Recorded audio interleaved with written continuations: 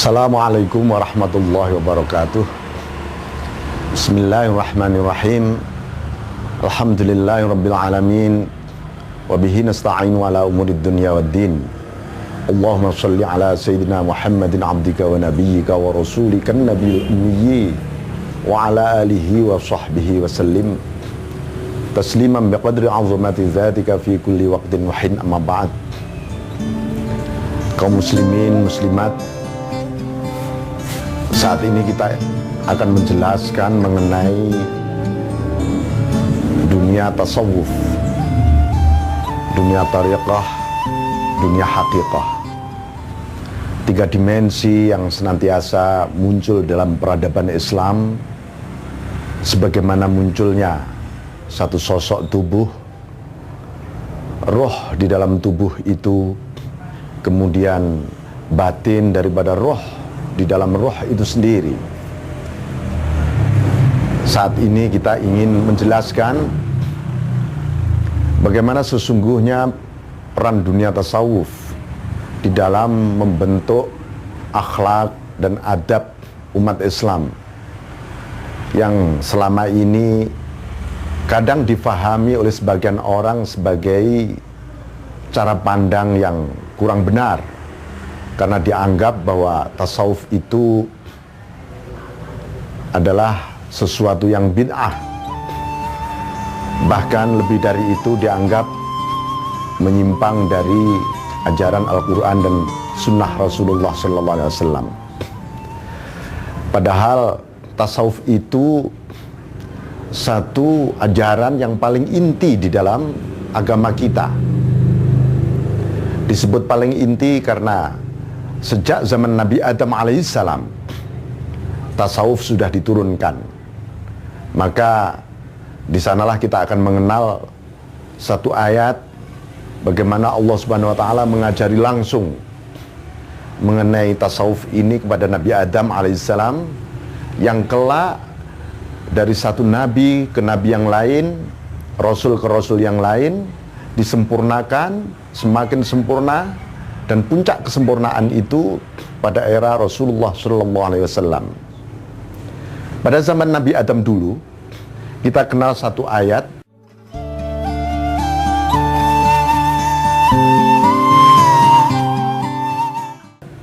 A'udzubillahi minasyaitonirrajim. Wa 'allama Adamal asma'a kullaha.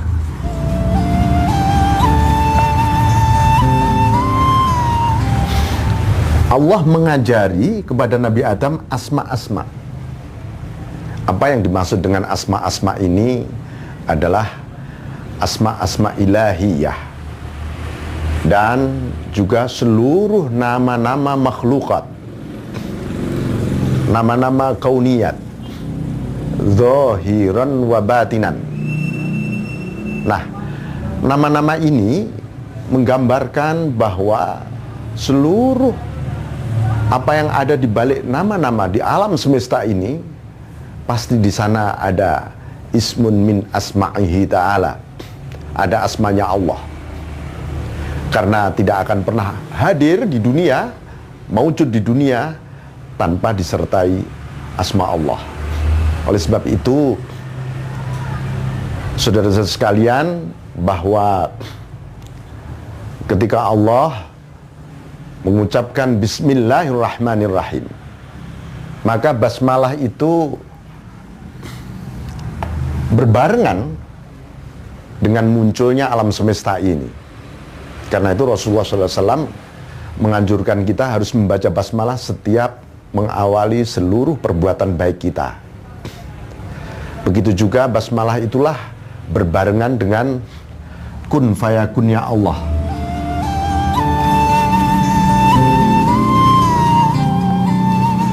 Ini awal, kemudian setiap apapun yang dipandang oleh Nabi Adam, maka Nabi Adam selalu membaca asma Allah.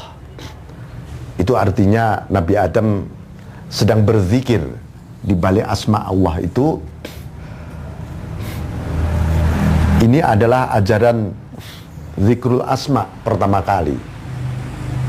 Nah, puncak daripada zikrul asma yaitu sultanul asma, rajanya asma atau ismul azam, yaitu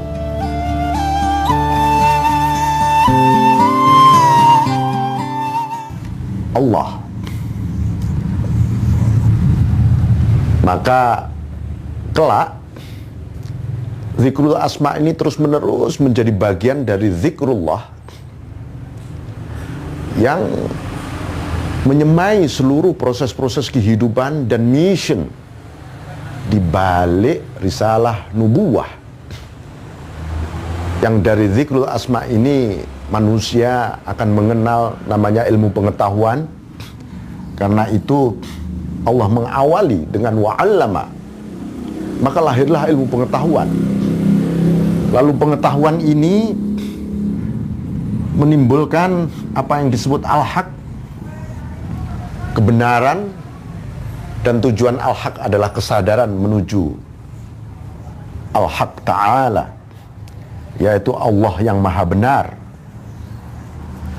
Inilah proses-proses bahwa ilmu tasawuf sesungguhnya adalah ilmu yang merupakan roh dari seluruh ajaran perintah dan larangan yang disampaikan di dalam kitab-kitab suci dan disempurnakan secara keseluruhan di dalam kitab suci kita, yaitu Al-Quran Al-Karim di era Rasulullah SAW. Karena itu sungguh tasawuf sebenarnya sebuah niscaya. Sungguh sangat mustahil seseorang beribadah kepada Allah seperti kita wudhu. Apa arti sebenarnya mengusap muka kita? Apa arti membasuh tangan kita, mengusap kepala kita, tangan kita, kaki kita?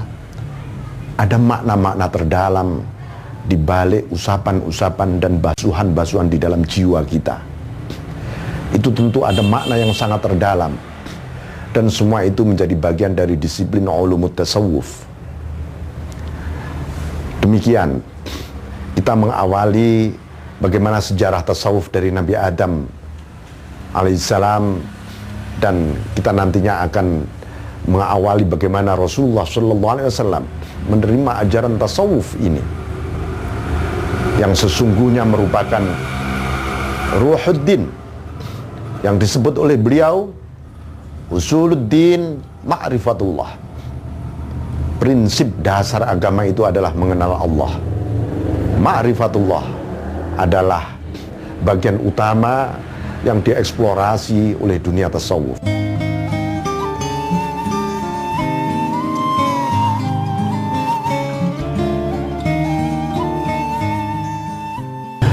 Baik, kita akan lanjutkan mengenai bagaimana tasawuf, munculnya dunia sufi ini di era Rasulullah SAW. Ketika di era Nabi Adam, Allah masih mengajari dengan wa'allama Adam al-asma'. Allah mengajari asma-asma. Kelak pada zaman Rasulullah SAW, maka Rasulullah tidak perlu lagi diajari tentang asma-asma itu oleh Allah. Karena Rasulullah adalah Nabi dan Rasul yang sempurna, maka ayat atau Al-Quran pertama kali yang turun adalah surat Al-Alaq,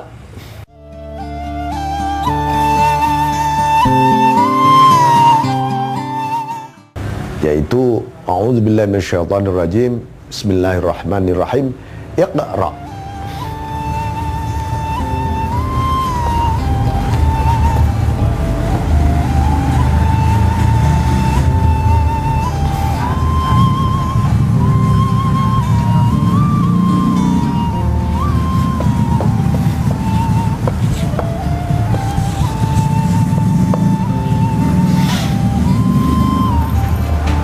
Pada zaman Rasulullah SAW, ayat yang pertama kali turun adalah Iqra bismi rabbikal ladzi khalaq.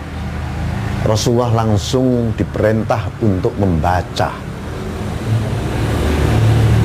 Membaca inilah yang menggambarkan dari sempurnanya ilmu pengetahuan. Pengetahuan apa? Pengetahuan tentang asma-asma itu tadi. Karena itu membaca harus bismi rabbik. Ismu rabbik. Siapa sebenarnya ismu rabbik? Nama Tuhanmu. Nama Tuhanmu adalah Allah. Bacalah Al-Quran ini, ayat-ayat ini dengan Allah, Allah, Allah, Allah, Allah, Allah. Al-Quran yang dimaksud adalah keseluruhan rahasia Allah, makhluk Allah, tentang Allah itu sendiri, tentang hubungan-hubungan makhluk dengan Allah, itulah Al-Quran. Karena itu Al-Quran kemudian di sini dibagi menjadi dua. Satu Al-Quran yang makru'ah, ini terbaca. Ada yang ghairul makru'ah, tidak terbaca.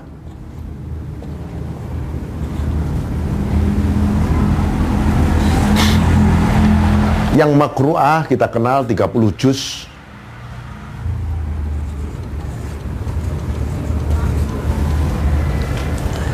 Yang tidak terbaca adalah seluruh kehidupan semesta raya ini, dunia, akhirat, zahir, batin, itulah yang tak terbaca. Tetapi semua akan terbaca dengan masing-masing konstruksi yang dibangun oleh Allah di dalam jiwa manusia. Kalau kita membaca secara lahiriah, maka akan muncul bunyi.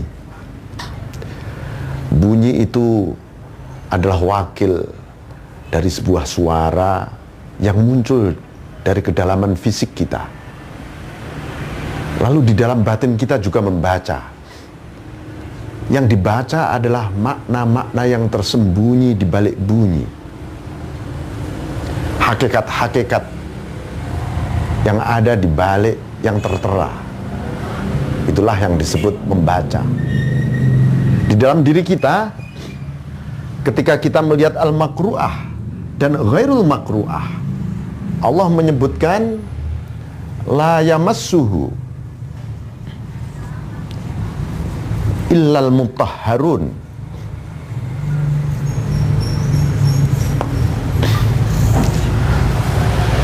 Tidak boleh menyentuh, tidak akan pernah bisa menyentuh Al-Quran kecuali orang-orang yang suci. Suci secara zahir berarti menyentuh secara zahir. Suci secara batin berarti menyentuh secara batin. Kata-kata mutahharun inilah dalam tradisi tasawuf kelak akan kita kenal dengan istilah tathhirul qulub.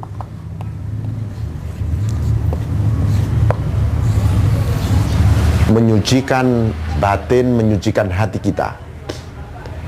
Atau dalam Al-Quran disebutkan innallaha yuhibbut tawwabin wa yuhibbul mutatahhirin. Allah mencintai orang-orang yang taubat. Taubat itu menyucikan nafsu kita dari dosa-dosa. Wa yuhibbul mutatahhirin, yaitu orang-orang yang menyucikan hatinya dari segala kelalaian, kealpaan dari Allah Subhanahu wa taala. Semua berujung pada cintanya Allah. Karena itu sesungguhnya orang yang hatinya suci, mutahharun, dia akan membaca ayat-ayat yang ghairul makru'ah, bahwa seluruh kehidupan ini begitu tampak, begitu tajallinya asma-asma Allah, af'al Allah, sifat Allah. Sehingga itu yang disebut fa'ainama tuwallu fa thamma wajhullah. Kemanapun engkau menghadap, di sanalah wajah Allah. Dan di sini pula kita akan mengenal nantinya bagaimana malaikat Jibril kemudian mengajari secara sistematis mengenai al-a'mal ad-diniyah, amaliyah agama kita, melalui sejumlah pertanyaan kepada Rasulullah sallallahu alaihi wasallam, dan disampaikan kemudian oleh Rasulullah kepada para sahabat, kepada umat ketika itu. Dan Rasulullah sallallahu alaihi wasallam memanggil Sayyidina Umar, wahai Umar, Innahu Jibril, itu tadi Jibril. Yu'allimukum dinakum, mengajari kepada kalian tentang agama kalian. Apa sesungguhnya yang diajarkan di balik Iqra bismi rabbik?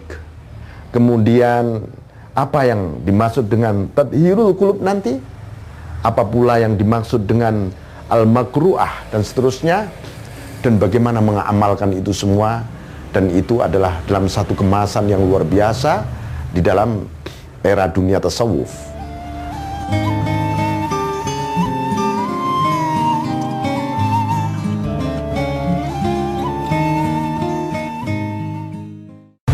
Suatu saat ada seorang lelaki dengan berpakaian putih dan rambut yang begitu hitam, berwajah yang sangat tampan. Tiba-tiba datang di hadapan Rasul, dan lelaki itu bertanya, "Mal Islam?" Apa itu Islam? Rasulullah sallallahu alaihi wasallam menjawab, "An tasyhadu an la ilaha illallah wa anna Muhammadar Rasulullah wa iqamis shalah wa ita'iz zakah wa shaumir Ramadan wal hajj wa hajjul bait liman istata'." Yang kelak kita kenal dengan rukun Islam yang 5. Dan lelaki itu menjawab, "Sodakta, kamu benar Muhammad." Lelaki itu terus bertanya, "Mal iman?"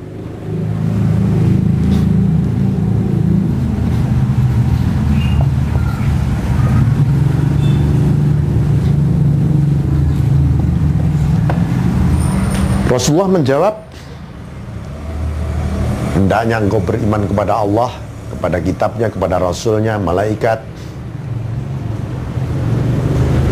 iman kepada qada dan qadar, iman kepada hari kiamat, dan itu kelak kita kenal dengan 6 rukun iman nantinya." Kemudian lelaki itu tetap mengatakan, "Sodakta, kamu benar." Kemudian bertanya lagi, "Mal ihsanu?" Mal ihsan? Apa itu ihsan? Rasulullah menjawab, "Anta abudallah ka'annaka tarah." Hendaknya engkau beribadah seakan-akan engkau melihat Allah. Fa illam takun tarah fa innahu yarak. Kalau engkau tidak mampu, maka sesungguhnya Allah memandangmu. Maka lelaki itu juga mengatakan, "Sodakta, kamu benar." Lalu lelaki itu pergi, dan Rasul menjawab di tengah-tengah keheranan para sahabat. Ini bertanya tetapi kok membenarkan. Sayyidina Umar dipanggil, "Wahai Umar, innahu Jibril," itu adalah malaikat Jibril. "Yu'allimukum dinakum," mengajari kalian agama kalian. Dari 3 pertanyaan malaikat Jibril ini, Islam, iman, ihsan, ini kelak menjadi satu disiplin peradaban Islam yang luar biasa, yang membentuk kepribadian umat hingga akhir zaman. Islam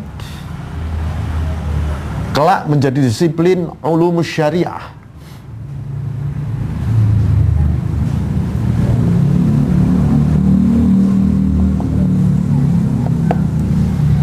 Ilmu-ilmu syariat, lalu di sana ada fikih, ada usul fikih, ada qawaidul fikih, ada al-ahkam, aturan-aturan hukum.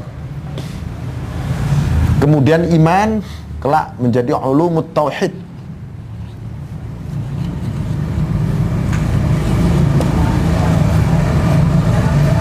Ilmu-ilmu tauhid yang dikenal bahasa akademik dengan teologi, ilmu mengenai zat Allah, mengenai sifat Allah, asma-asma Allah, af'al Allah, dan mengenai nubuwah, kenabian, risalah, hal-hal yang terkandung di dalam rukun iman. ihsan kelak menjadi ulumut tasawuf,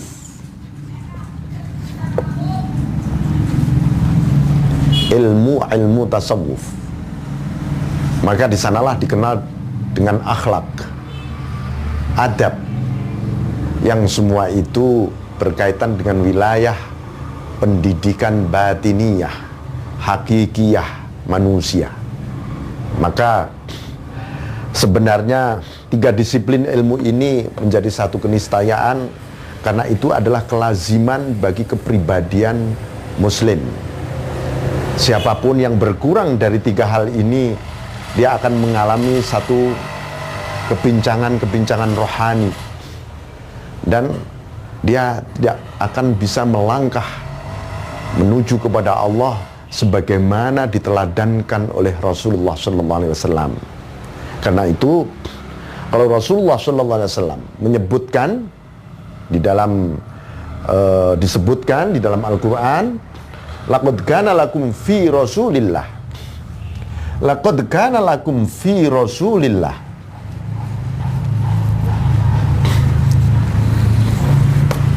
Allah menyebut tidak dengan bi Rasulillah, tidak dengan ini, tetapi fi Rasulillah. Sungguh di dalam kepribadian Rasul itu uswatun hasanah, ada teladan yang bagus. Di dalam fi Rasulillah ini ada apa? Ada amaliyahnya Islam, ada amaliyahnya iman, ada amaliyahnya ihsan. Ini yang mesti kita teladani. Jadi apa yang diteladani bukan soal syariatnya saja, tapi juga aqidah dan tariqahnya. Begitu juga yang kita teladani adalah ihsan, yang kelak menjadi bagian utama dari tasawufnya Rasulullah SAW. Maka fi ini menggambarkan universalitas sosok kepribadian Rasulullah SAW. Uswatun hasanah, bagi siapa? Ini adalah tujuan dari peneladanan tadi sesungguhnya. Liman kana yarjullah, orang yang harapannya adalah Allah. Liman kana yarjullah, satu, karena memang seluruh tujuan Islam, iman dan ihsan itu agar seseorang menuju kepada Allah. Menuju kepada Allah tanpa memiliki satu spirit yang luar biasa, tanpa ada harapan. Harapan adalah satu-satunya yang merangsang jiwa kita untuk bangkit, untuk nuhud. Bangkit menuju satu titik tujuan. Rupanya titik tujuan yang dibawa oleh Rasulullah itu adalah Allah itu sendiri. Maka cita-cita dan tujuan kita adalah Allah, yarjullah. Tetapi kalau orang meneladani Rasul tapi tujuannya bukan Allah, harapannya bukan Allah, dia akan berat. Dia akan mengalami sandungan-sandungan yang luar biasa. Yang kedua, wal yaumal akhir.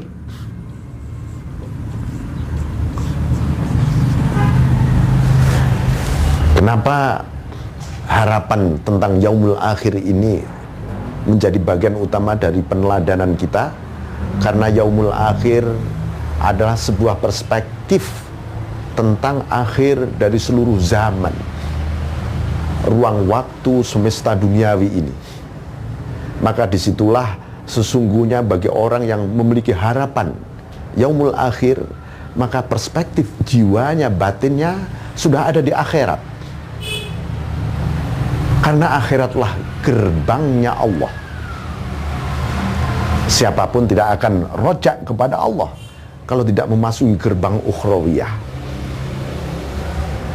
Kemudian nomor 3, wa dzakarallaha katsira.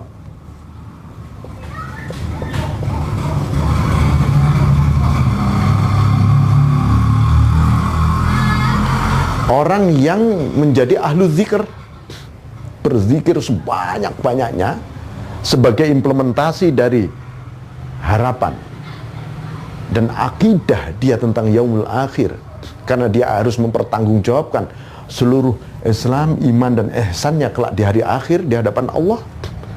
Dan dia harus terus menerus yadhkurunallah qiyaman wa qu'udan wa ala junubihim. Nah, itu di sebuah ayat yang menggambarkan tentang satu bentuk kepribadian dan perjalanan kita. Nah, ini mengenai prinsip dasar kenapa kita bertasawuf, dan Rasulullah SAW sudah mengajarkan sejak awal, dan itu menjadi sosok kepribadian beliau yang diteladani oleh para sahabat, para tabi'in, tabi'in, sehingga para salafus salihin.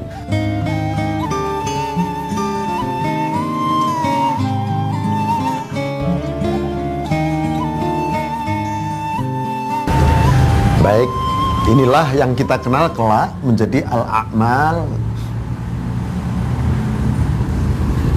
ad-diniyah.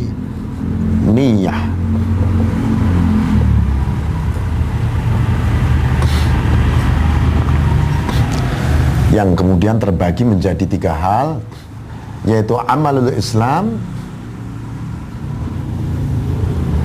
amalul iman,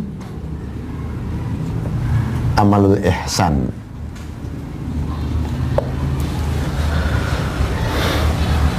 Kalau ini disebut amal, amaliyah, maka seseorang haruslah memiliki satu perspektif di balik amaliyahnya, haruslah i'timad billah.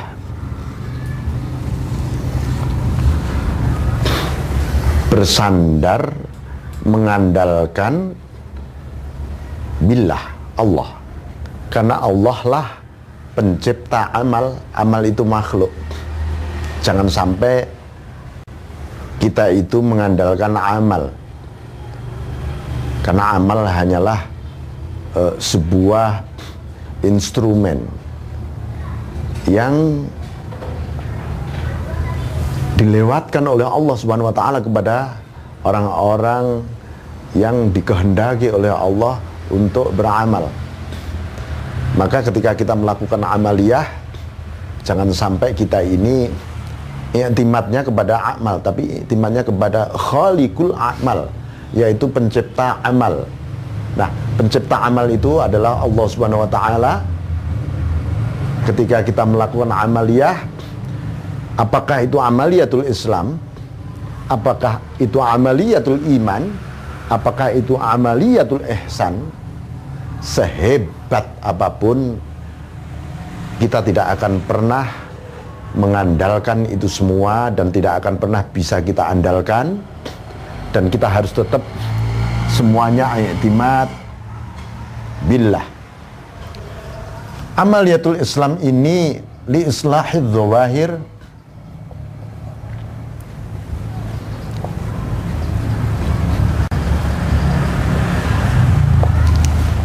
untuk menata kehidupan lahiriah kita. Karena itu wilayahnya tadi kita sebut dengan syariah. Semua yang diatur adalah hubungan ruang, waktu, fisik, penjuru, warna, bentuk. Karena diri kita memang punya aspek lahiriah yang butuh komunikasi terus-menerus dengan Allah Subhanahu wa taala. Nah, tetapi itu tidak cukup kalau tidak ada amaliyatul iman.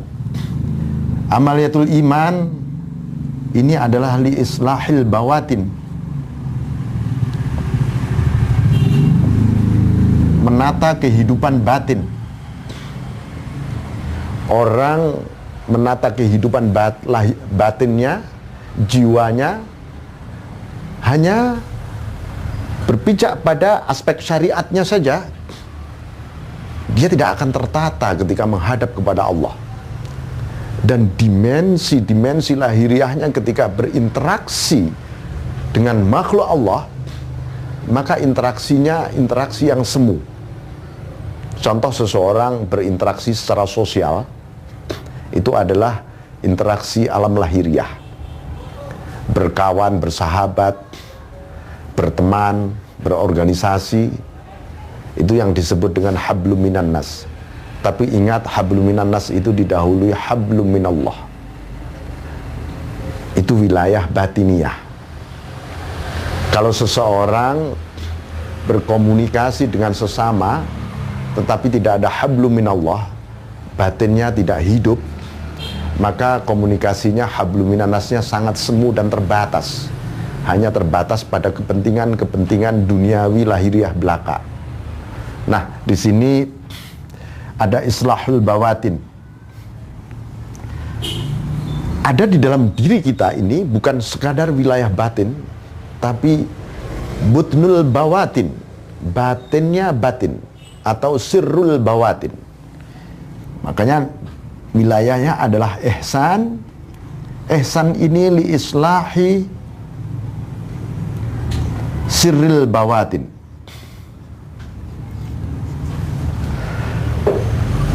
Menata rahasia hakikat batin. Karena di dalam diri kita memang ada hakikat batin itu yang butuh berkomunikasi, berhubungan dengan Allah, beribadah melalui amaliyah ini. Nah, disinilah ini disebut di wilayah li islahid dzawahir ini, amaliyahnya namanya ibadah.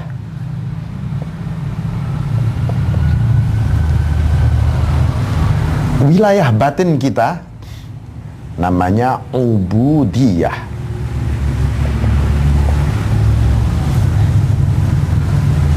Wilayah rahasia batin kita amaliyahnya namanya abudah atau ubudah.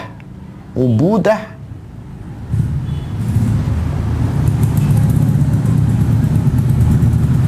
atau abudah.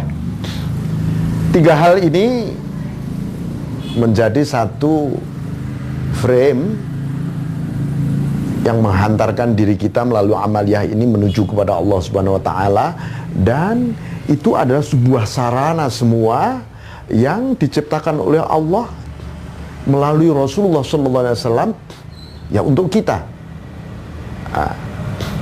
Apa ibadah itu? Ibadah itu anta abudahu. Hendaknya engkau menyembah Allah. Biasanya wilayah syariah ini, wilayah ibadah ini, wilayah yang berhubungan dengan jaza, pahala, ya, al-jannah, surga misalnya. Ini wilayah-wilayah yang berhubungan dengan ibadah. Makanya ketika seseorang diberi motivasi, innallaha la yughayyiru ma bi anfusihim hatta innallaha la yughayyiru ma bi qaumin hatta yughayyiru ma bi anfusihim. Seseorang, Allah Subhanahu wa taala tidak akan pernah merubah satu kaum kecuali kaum itu merubah dirinya. Maka itu adalah taghyir. Di situ seakan-akan manusia memiliki potensi untuk merubah. Tetapi ayat itu diawali dengan innallaha, sesungguhnya Allah yang merubah Allah. Maka di wilayah inilah adalah wilayah yang berhubungan dengan ayat tersebut. Amaliyahnya zahiriyah, melalui perencanaan, pemikiran, penyiapan dan seterusnya. Ini wilayah syariah. Ubudiyah, naik lagi kita dari sekedar beribadah. Seseorang menyadari batinnya kalau beribadah saja akan kering. Lalu bagaimana ibadahnya batinku? Oh, ini namanya ubudiyah. Ubudiyah ini sudah naik lagi, antak sudahu.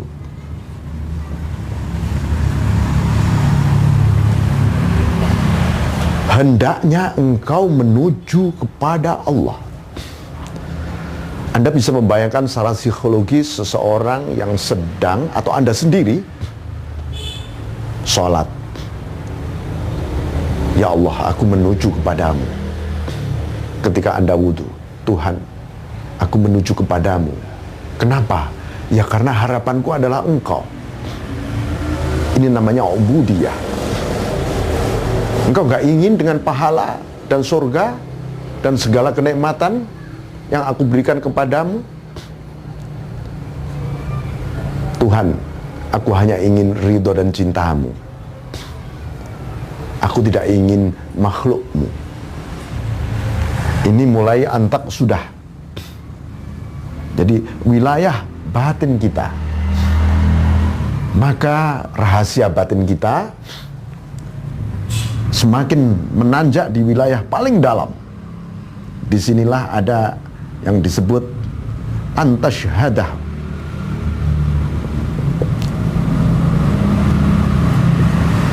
Hendaknya engkau menyaksikan Allah. Ini memang wilayah rahasia batin yang namanya ubudah atau budah. Inilah yang berhubungan menyembah, menuju, menyaksikan. Tapi tiga-tiganya harus hidup, saling berkelindan, saling mendukung, saling memunculkan, saling mengoreksi, saling mencerahkan. Ibadah, ubudiyah, abudah.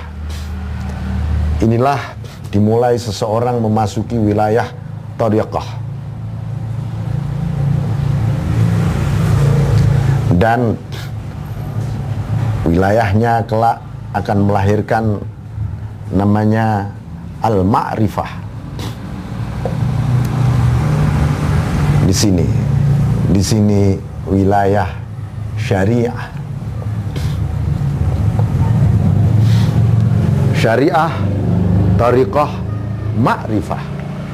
Apa yang dibuahkan oleh ini semua adalah al-haqiqah. Dunia hakikat.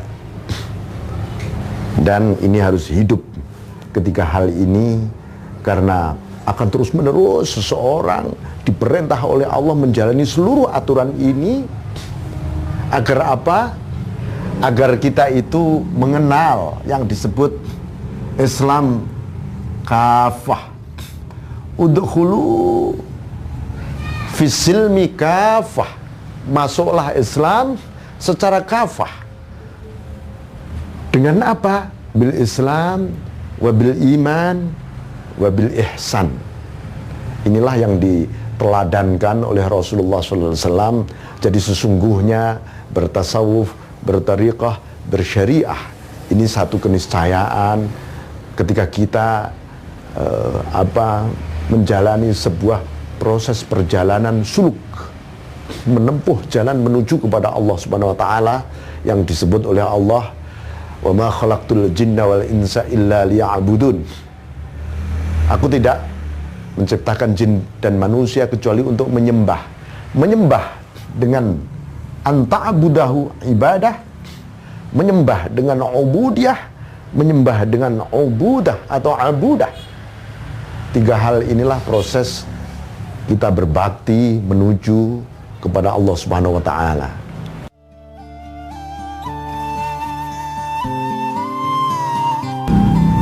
Jadi kita akan sampai pada bagaimana sesungguhnya awal seseorang melaksanakan proses ibadah atau amaliyah yang berada dalam tiga dimensi ini.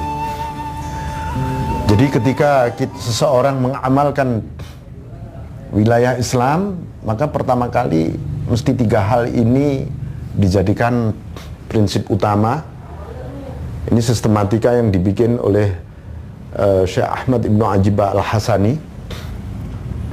Islam ini pertama kali bitaubah.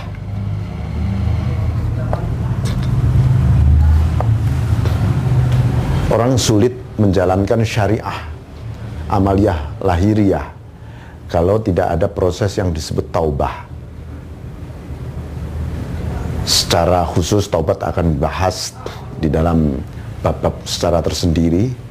Yang kedua, bittaqwa. dengan ketakwaan. Kenapa? Karena seseorang yang bertaubat tanpa di breakdown dengan ketakwaan, maka dia akan mudah kembali pada maksiatnya. Yang ketiga, dengan bil istiqamah.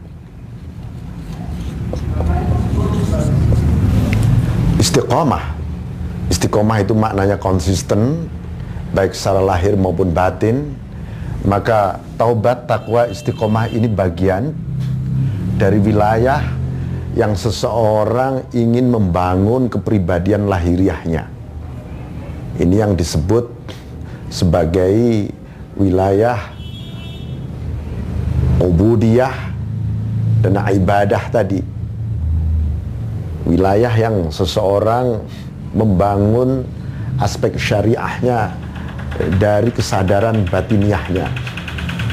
Taubah, takwa, istiqomah sebagai bentuk gerbang yang memasuki wilayah pelaksanakan iman. Nah, wilayah batiniah iman ini, maka islahul bawatin diawali dengan bisidqi.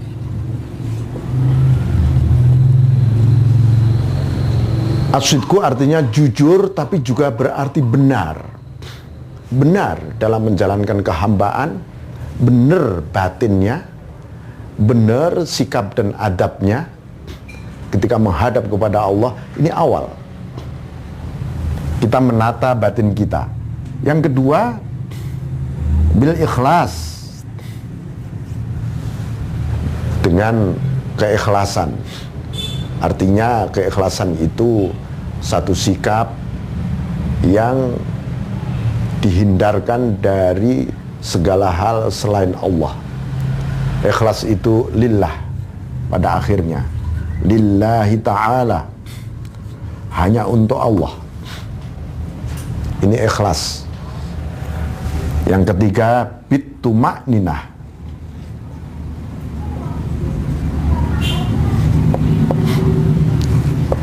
Tuma'ninah itu berarti diam, tetapi itu artinya diamnya hati dari segala hal yang berhubungan dengan pengaruh-pengaruh hawa nafsu kita. Ini namanya tuma'ninah. Hati harus diam, wukuf di hadapan Allah Subhanahu wa taala. Ini untuk mendukung penataan iman kita. Tanpa asyidku wal ikhlas wa tuma'ninah, menata batin ini akan sulit, karena ini awal 3 dimensi yang sangat organis yang berhubungan dengan wilayah-wilayah penataan batin. Kemudian bagaimana kita menata rahasia batin? Di rahasia batin ini diawali dengan bil muraqabah.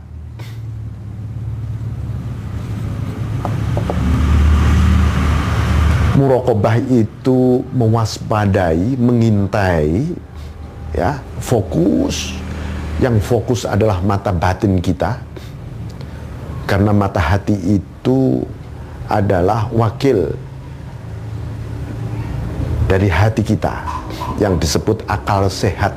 Itu mata hati kita, basirah, mewaspadai agar dia tidak teledor dari hubungan dia dengan Allah Subhanahu wa taala yang terus menerus setelah kita mengalami proses di dalam amaliyah batin ini tadi. Muraqabah, kita mengintai Tuhan, mengintai Allah, jangan sampai lepas. Anda bisa membayangkan seekor kucing yang sedang mengintai anak tikus.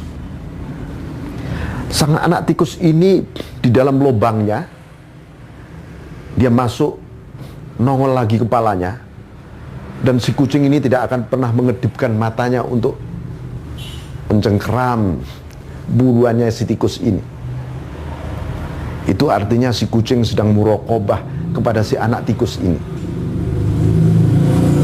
Begitu juga hati kita tidak ingin kehilangan Allah, kehilangan untuk terus-menerus mengingat Dia, terus-menerus bergantung kepadanya, terus-menerus husnudzon kepadanya, terus-menerus kembali kepadanya. terus menerus, ridho apapun darinya. Ini suasana muraqabah. Kelak seseorang dengan muraqabah itu bisa bil musyahadah.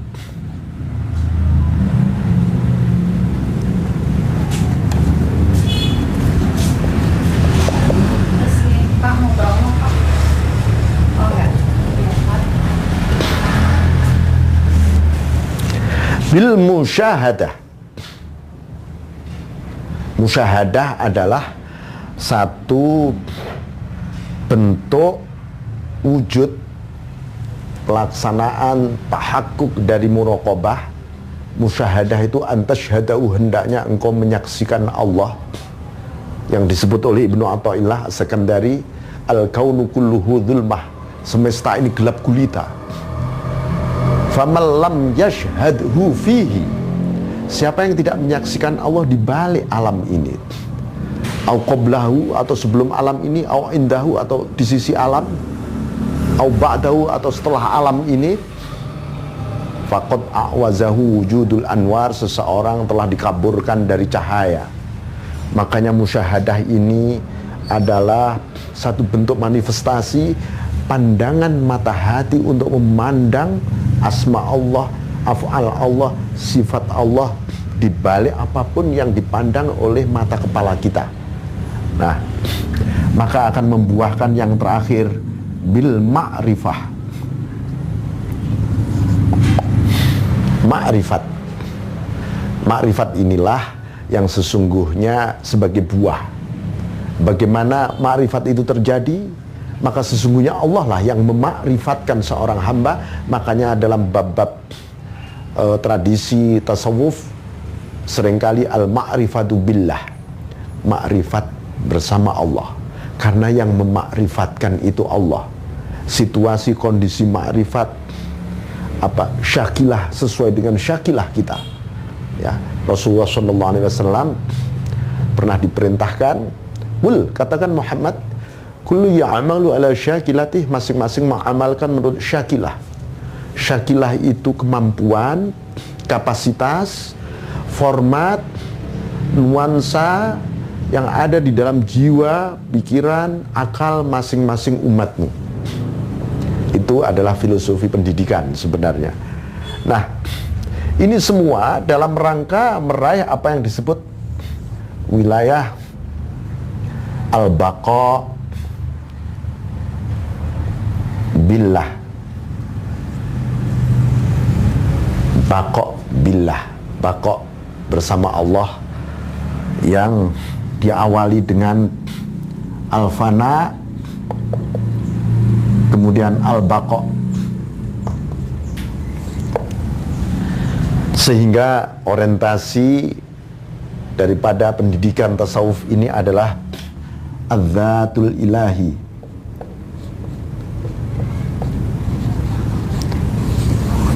zatullah, yang disebut sebagai wilayah al-haqiqah. Zatul ilahi ini wilayah al-haqiqah.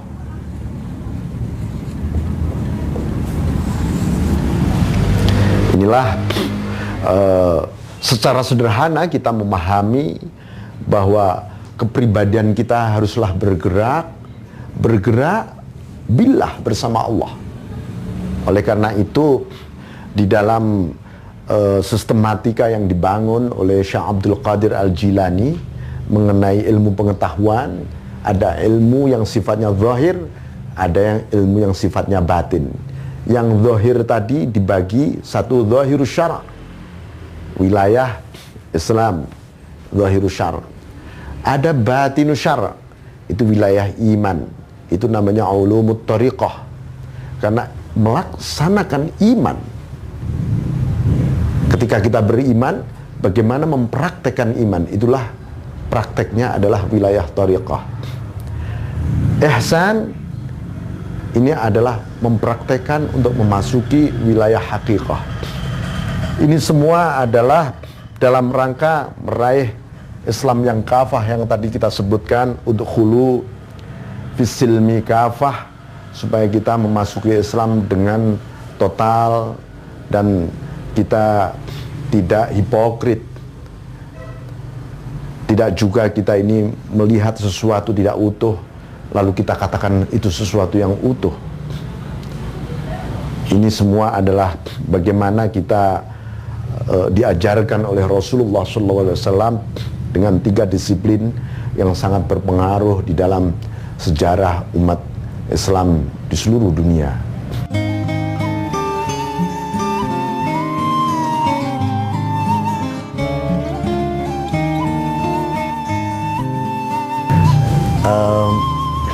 Kaum muslimin dan muslimat, kita lanjutkan bagaimana sebenarnya kita proses perjalanan menempuh itu semua. Maka seseorang dibutuhkan proses as-suluk,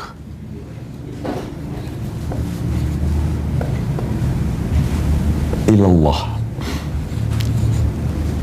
menempuh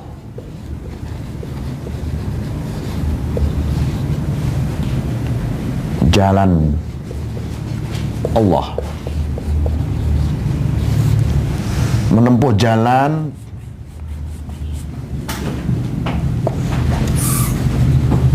menuju Allah. As-suluk ilallah. Sebegitu rumit perjalanan ini, tetapi kalau kita ada panduan, ada yang memandu menuju kepada Allah, maka semuanya akan menjadi sangat mudah. Oleh karena itu di dalam Al-Quran disebutkan, "Wa may yudlil falan tajida lahu waliyyam mursyida."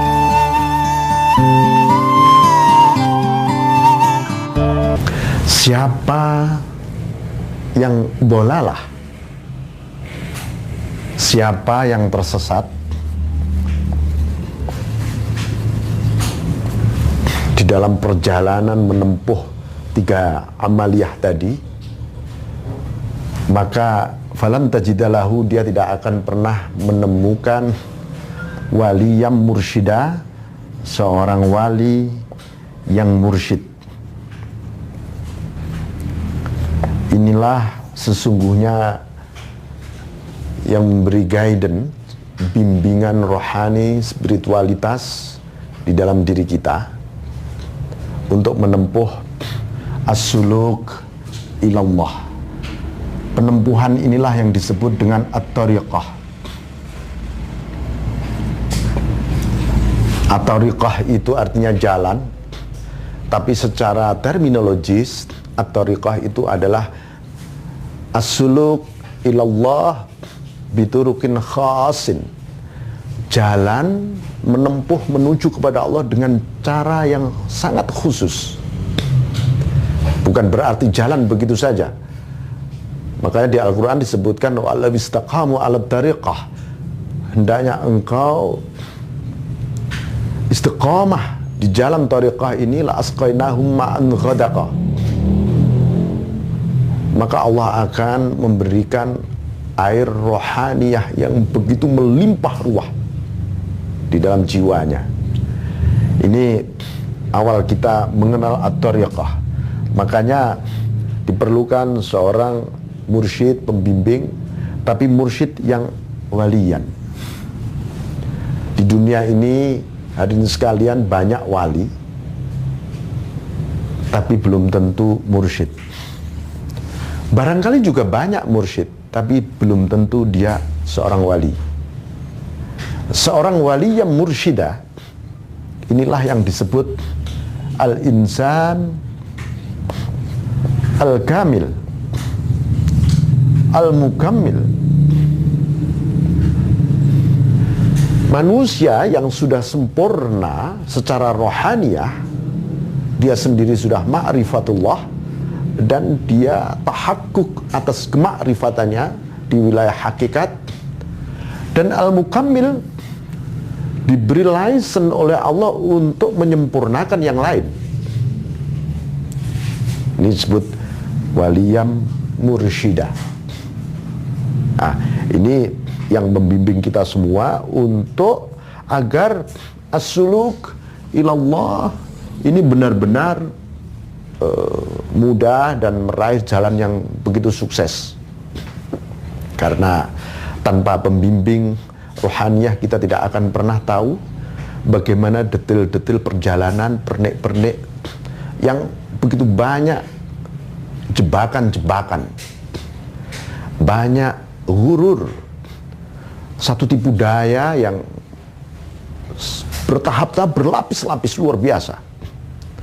Rasulullah SAW ketika Mi'raj tetap didampingi oleh malaikat Jibril, karena ada lapisan-lapisan kauniyat, lapisan-lapisan alam malakut, lapisan-lapisan alam jabarut, lapisan-lapisan alamul lahud, bahkan lapisan yang sesungguhnya yang di situ sampai pada tahap di mana malaikat Jibril sendiri sudah tidak mampu melangkah, karena di situ adalah wilayah haqaik, wilayah hakikat. Karena itulah perlunya waliyan mursyida yang membimbing kita sampai pada tahap kita ini benar-benar al-wusul ilallah, yaitu usul kepada Allah. Karena itu di dalam Al-Quran disebutkan, ya ayyuhalladzina amanu ati'u Allah wa ati'ur rasul wa ulil amri minkum. Hai orang-orang yang beriman, taatlah kepada Allah dan taatlah kepada Rasul dan ulil amri minkum. Ulil amri di dalam bidang amaliyah ruhaniyah, inilah yang disebut waliyam mursyida. Di bidang syariah itu disebut al-mujtahid. Waliyam mursyida adalah seorang mujtahid mutlak di bidang ruhaniyah. Makanya di ayat lain disebutkan, ya ayyuhalladzina amanuttaqullah wa kunu ma'as-shadiqin. Hai orang-orang yang beriman, takwalah kepada Allah, bersamalah dengan orang-orang siddiqun. Siddiqun itu adalah para aulia yang mursyid. Saya kira demikian. Assalamualaikum warahmatullahi wabarakatuh.